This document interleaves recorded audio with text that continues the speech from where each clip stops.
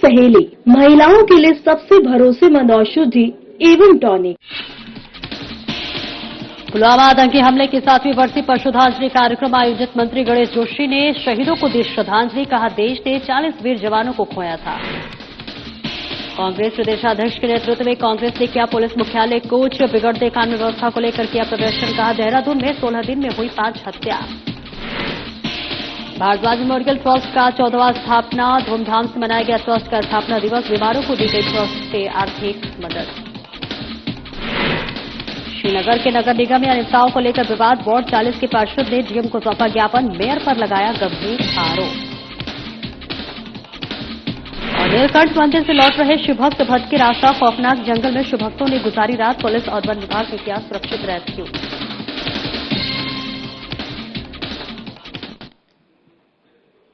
नमस्कार, बहुत बहुत स्वागत है आपका। मैं हूं आपके साथ सपना दीपक मंदेशा। बुलेटिन का आगाज करेंगे। सैनिक कल्याण मंत्री गणेश जोशी ने पुलवामा आतंकी हमले की 7वीं बरसी पर सैनिक कल्याण निदेशालय में आयोजित श्रद्धांजलि कार्यक्रम में करवीर शहीदों को नमन करते हुए पुष्प चक्र अर्पित कर श्रद्धांजलि दी।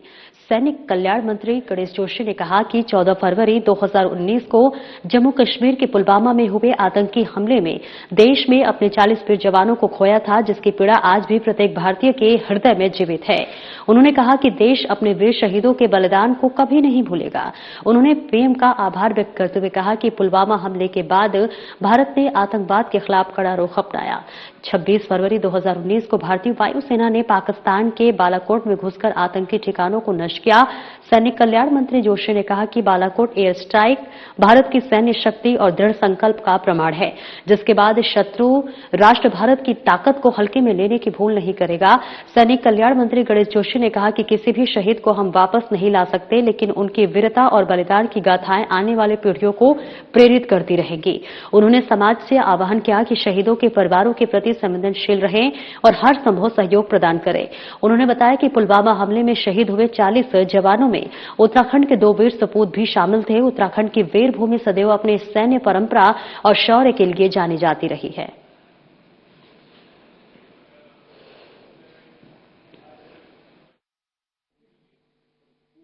आज पुलवामा कांड की 7वीं जयंती है। आज ही के दिन हमारे 40 निहत्थे जवान जो छुट्टी काट कर जा रहे थे, उस पर एक कायराना हमला आतंकवादियों ने किया। जो 40 जवान शहीद हुए, उसमें 2 जवान उत्तराखंड के भी थे। आज उन शहीदों को नमन करने के लिए हम लोग यहां पर एकत्रित हुए हैं। शहीदों का सम्मान करना हर देशवासी का कर्तव्य है, और चाहे हर देशवासी को, देखिए, हम किसी शहीद को वापस नहीं ला सकते, लेकिन ये सम्मान देने के बाद, ये नमन कार्यक्रम के बाद उनके परिवार वालों को लगता है कि आज पूरा देश उनके साथ रहा है, उनका बलिदान खाली नहीं गया है। इस अवसर पर एक बार मैं उन शहीदों को नमन करता हूं, प्रणाम करता हूं, जिन्होंने देश के लिए अपने प्राणों की आहुति दी। और अभी ये बहुत शॉर्ट नोटिस पर यह कार्यक्रम हुआ और काफी मात्रा में सैनिक अन्य लोग यहां पर आए, उनका और केंद्रीय स्वास्थ्य मंत्री जेपी नड्डा और सीएम पुष्कर सिंह धामी ने स्वामी राम हिमालयन विश्वविद्यालय जौलीग्रांट के 8वें दीक्षांत समारोह में शिरकत की। केंद्रीय स्वास्थ्य मंत्री और सीएम धामी ने 1001 छात्र छात्राओं को डिग्रियां, 31 मेधावी छात्र छात्राओं को अकादमिक अवार्ड, 2 छात्रों को बेस्ट ग्रेजुएट और 14 शोधार्थियों को पीएचडी की उपाधि से सम्मानित किया। कार्यक्रम में स्वास्थ्य मंत्री धन सिंह रावत, बीजेपी प्रदेश अध्यक्ष महेंद्र भट्ट, सांसद त्रिवेंद्र सिंह रावत और विश्वविद्यालय के अध्यक्ष डॉक्टर विजय धस्माना भी उपस्थित हैं। आइए अब आपको सीधे लिए चलते हैं स्वामी राम हिमालयन विश्वविद्यालय जौलीग्रांट, जहां विश्वविद्यालय के अध्यक्ष डॉक्टर विजय धस्माना और सीएम धामी दीक्षांत समारोह में उपस्थित छात्र छात्राओं और अतिथियों को संबोधित कर रहे हैं। आज जो मेहनत आपकी है, उसका उत्सव यहां मनाया जा रहा है। ये फंक्शन आपका है, विश्वविद्यालय का नहीं है। हम लोग आपके लिए इकट्ठा हुए हैं। सम्मानित, यस, सम्मानित मंत्री जी दिल्ली से सुबह 9 बजे पधार गए थे आपके खुशी में शामिल होने के लिए, इस उत्सव को मनाने के लिए, आपका विजय उत्सव, और आपके पूरे परिवार को बहुत बहुत बधाइयां। 1001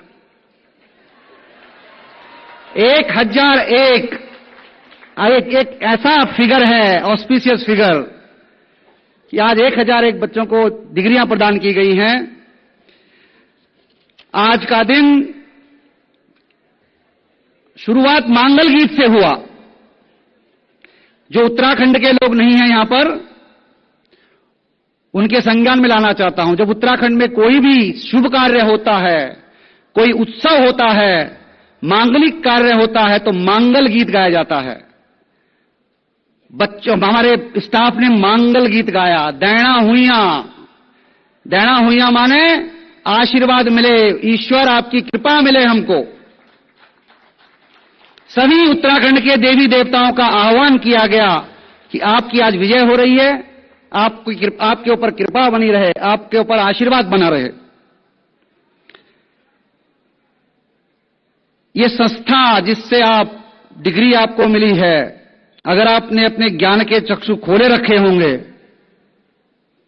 1 साल 2 साल 3 साल जो भी आपको डिग्री मिली है, अगर आपने अपने ज्ञान के चक्षु खोले रखे होंगे, तो हम बार बार बोलते हैं, बाबा का मिशन है, remember that you have to serve with love. Motto है love, serve and remember. Please remember that you have to serve with love. एक ऐसी संस्था जिसमें सभी लोग ट्रस्टी भाव से काम करते हैं। एक पैसा किसी इंडिविजुअल की जेब में नहीं जाता, यहां से संस्था पे लगता है। संस्था का पैसा है, संस्था के काम आएगा, जनता के काम आएगा, लोगों के काम आएगा। संस्था हमेशा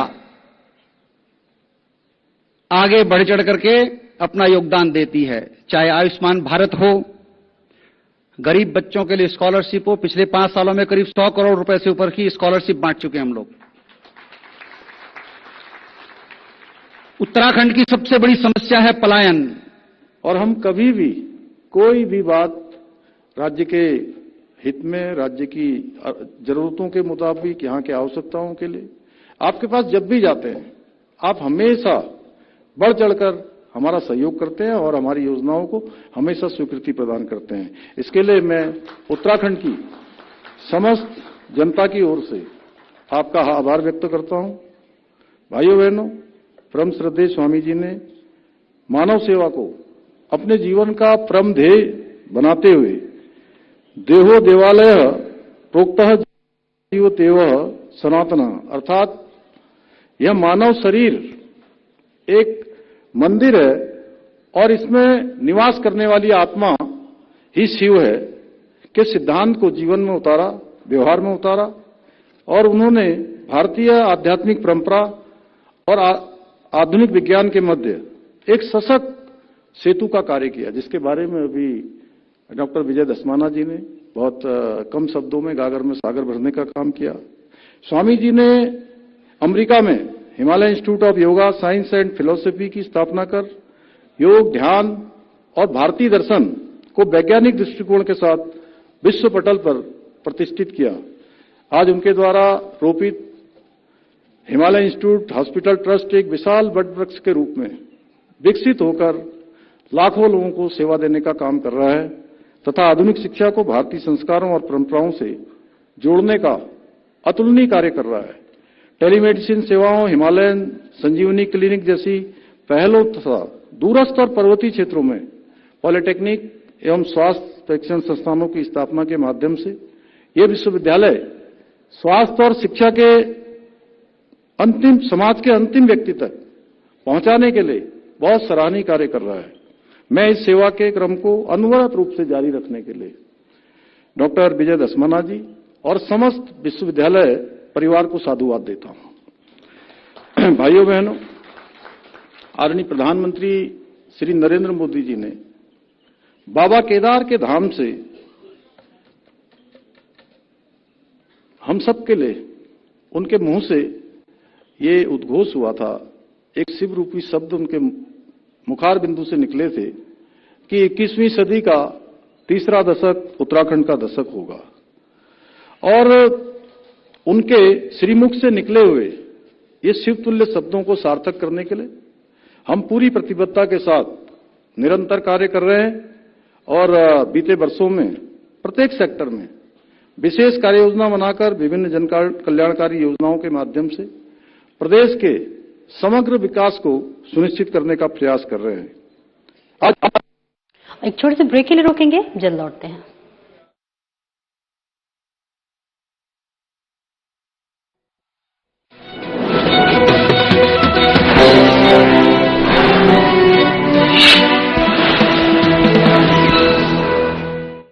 समान नागरिक संहिता हमारी बेटियां, माता और बहनों के गरिमापूर्ण जीवन का आधार बने। यूनिफॉर्म सिविल कोड से लोकतंत्र की स्पिरिट को मजबूती मिलेगी, संविधान की भावना मजबूत होगी, किसी से भेदभाव नहीं, हर कोई बराबर। प्रधानमंत्री श्री नरेंद्र मोदी जी की दूरदर्शी प्रेरणा और मुख्यमंत्री श्री पुष्कर सिंह धामी जी के सशक्त नेतृत्व में उत्तराखंड ने इतिहास रचते हुए देश का पहला राज्य बनने का गौरव प्राप्त किया, जहां समान नागरिक संहिता यानी यूनिफॉर्म सिविल कोड को प्रभावी रूप से लागू किया गया है। ये पहल राज्य में संवैधानिक मूल्यों को सुदृढ़ करते हुए समानता, सामाजिक समरसता और महिला सशक्तिकरण की दिशा में एक दूरदर्शी और प्रभावी कदम के रूप में स्थापित हुई है। इस ऐतिहासिक कानून के सफल क्रियान्वयन का 1 वर्ष पूर्ण होने पर उत्तराखंड सुशासन, समान अधिकार और जन विश्वास की उस यात्रा का उत्सव मना रहा है जो एक संकल्प से शुरू होकर अब एक व्यवस्था। इस पहल की नींव मुख्यमंत्री श्री पुष्कर सिंह धामी जी द्वारा 12 फरवरी 2022 के राज्य विधानसभा चुनावों में जनता से किए गए उस ऐतिहासिक संकल्प से प्रारंभ हुई, जिसे पूरा करने की दिशा में 24 मार्च 2022 को नवगठित सरकार की प्रथम कैबिनेट बैठक में विशेषज्ञ समिति के गठन का निर्णय लिया गया। समिति ने प्रदेश भर में व्यापक संवाद करते हुए नागरिकों से लाखों सुझाव प्राप्त किए और 2 फरवरी 2024 को अपनी विस्तृत रिपोर्ट सरकार को प्रस्तुत की।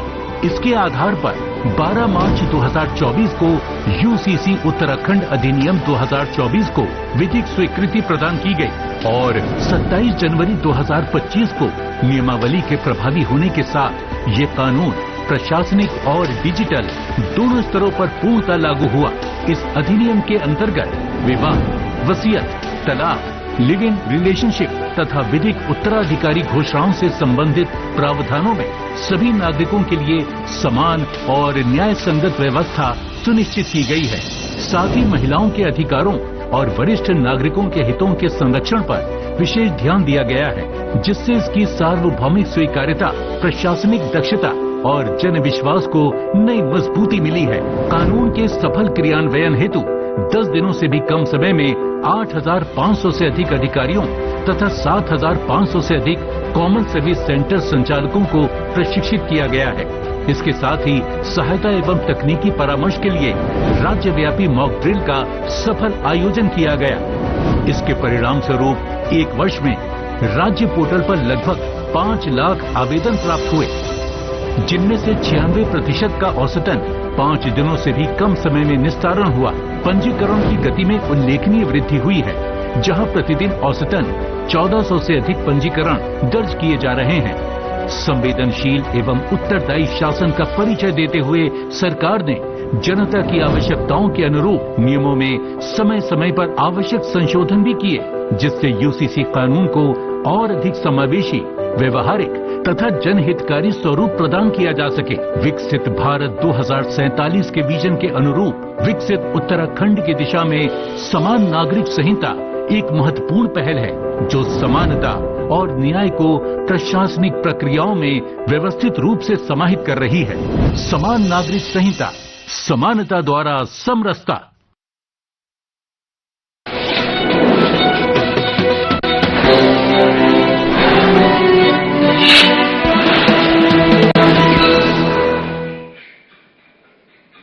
और ब्रेक के बाद एक बार फिर से स्वागत है आपका। खबरों में आगे बढ़ेंगे। नगर निगम श्रीनगर में अनियमितताओं को लेकर विवाद लगातार बढ़ रहा है। वार्ड 40 के पार्षद संदीप रावत और झाबर रावत ने मेयर आरती भंडारी पर आरोप लगाते हुए डीएम पौड़ी स्वाति एस भदौरिया को ज्ञापन सौंपा है। पार्षदों ने नगर निगम के कार्यों में अनियमितता और मेयर पति द्वारा हस्तक्षेप किए जाने की जांच की मांग की है। पार्षदों का आरोप है कि निगम के पहली बोर्ड बैठक में पारित प्रस्ताव के बावजूद बिना पार्षदों की एनओसी के ठेकेदारों को भुगतान किया जा रहा है। टेंडर संबंधी सूचनाएं पार्षदों को नहीं दी जा रही है और 4 महीने बाद जानबूझकर 30 दिसंबर को बोर्ड बैठक बुलाई गई। उन्होंने आरोप लगाया कि बिना बोर्ड प्रस्ताव की 10,000 बाल्टियों को खरीद ली गई है। पार्षदों को यह भी कहना है कि मेयर पति के नियमित रूप से नियम कार्यालय में मौजूद रहते हैं, यहां तक कि अवकाश के दिनों में भी और अधिकारियों को निर्देश देते हैं। नगर निगम श्रीनगर की मेयर आरती भंडारी ने सभी आरोपों को निराधार बताया है। कहा है कि उनके पति केवल सलाहकार की भूमिका में निगम कार्यालय आते हैं और किसी भी प्रकार की दखलंदाजी नहीं करते। मेयर ने यह भी दावा किया कि बैकुंठ चतुर्दशी मेला पूरी पारदर्शिता के साथ संपन्न हुआ। डीएम स्वाति एस भदौरिया ने बताया कि उन्हें नगर निगम से जुड़ी शिकायतें प्राप्त हुई हैं, जिनकी जांच कराई जाएगी, तो वही जांच रिपोर्ट के आधार पर आवश्यक कार्रवाई की जाएगी और निगम के कार्यों में किसी भी प्रकार के हस्तक्षेप को रोका जाएगा।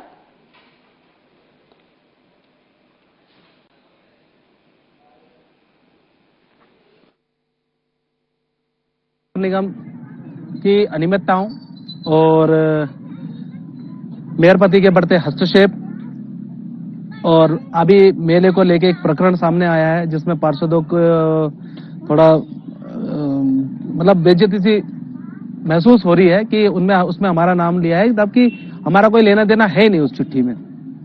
तो इसको लेके आज हमने ज्ञापन दिया डीएम जिलाधिकारी महोदय को कि आप इस पर संज्ञान लें, कमेटी बनाएं, एडीएम के माध्यम से इसमें जांच कराएं। यानी कि कौन 2 पार्षद की आप बात कर रहे हैं और मेरे पे अगर आरोप है कि मैंने अगर पार्षद पति को बाहर किया है तो मैं आपके संज्ञान में ला दूं कि मैंने मीटिंग हॉल से पार्षद पति को बाहर किया था।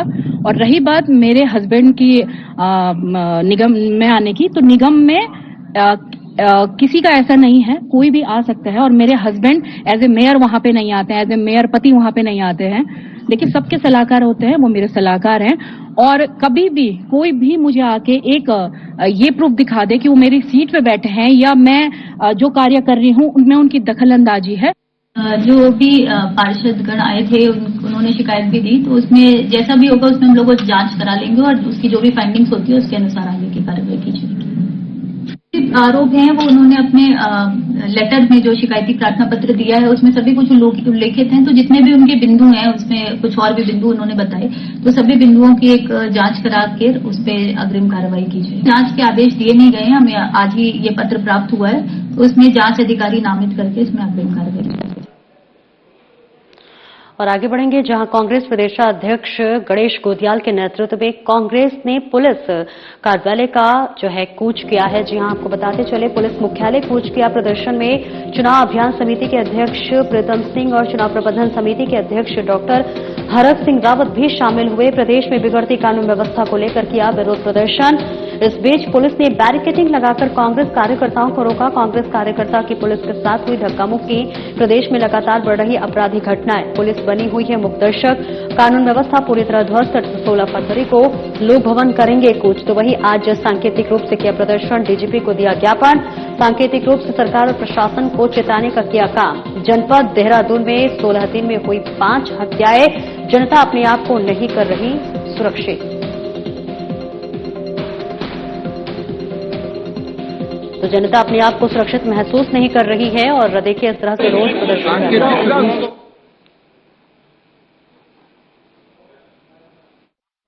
को चेताने का काम किया।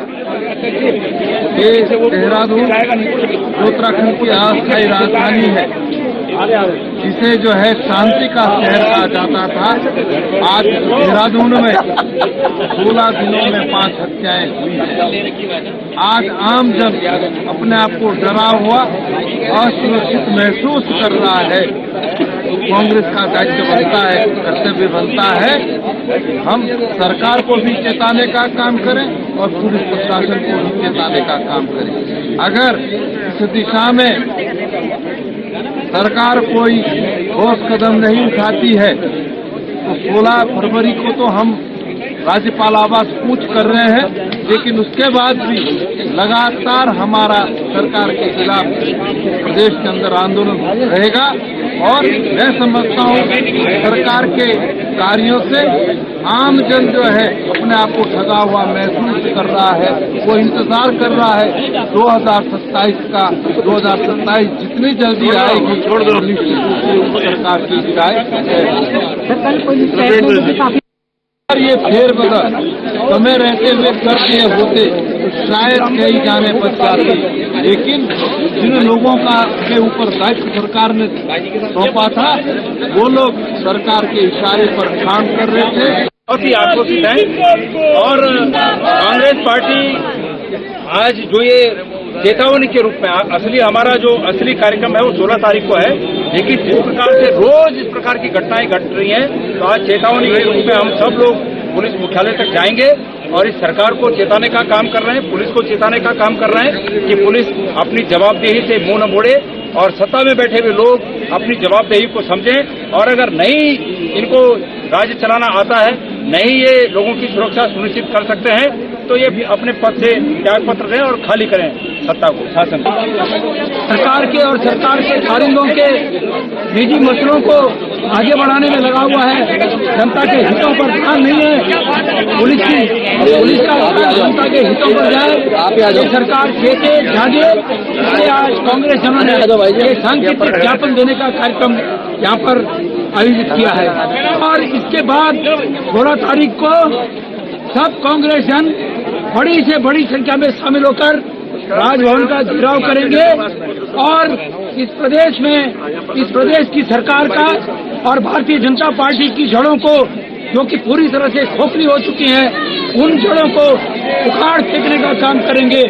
इसलिए आज सांकेतिक रूप से ये हमारा ज्ञापन देने का कार्यक्रम है, जिससे कि प्रदेश की सरकार जागे, चेते और यहाँ के लोगों के हितों में निर्णय। नीलकंठ महादेव के दर्शन कर लौट रहे हरियाणा के 5 युवक रास्ता भटककर राजाजी नेशनल पार्क के उस खतरनाक कोर एरिया में जा पहुंचे जहां बाघों और हाथियों का सीधा खतरा बना हुआ रहता है।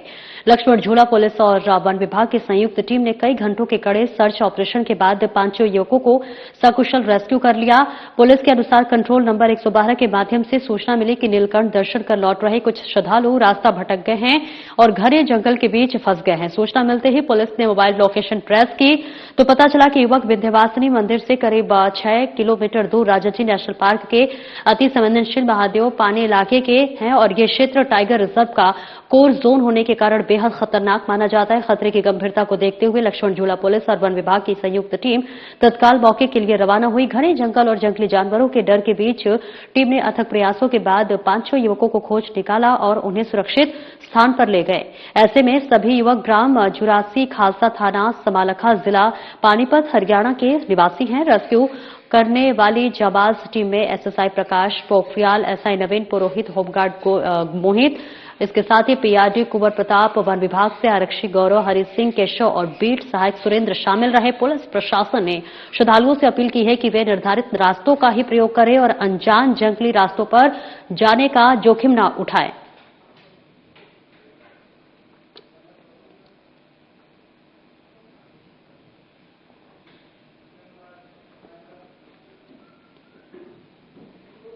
फिलहाल इस बुलेटिन में इतना ही। नमस्कार।